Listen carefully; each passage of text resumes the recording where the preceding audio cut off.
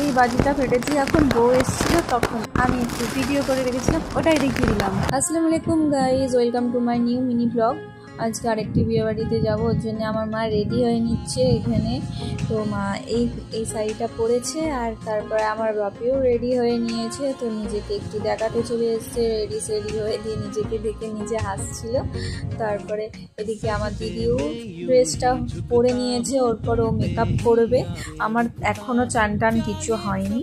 তারপরে আমি তখনই জাস্ট ঘুম থেকে উঠেছিলাম, তো এই নিজে ওর মেকআপটা স্টার্ট করে দিয়েছে। ওর পর আমি তাড়াতাড়ি করে চান করে এসে তাড়াতাড়ি করে এসে আমিও মেকআপ করা স্টার্ট করে দিয়েছি।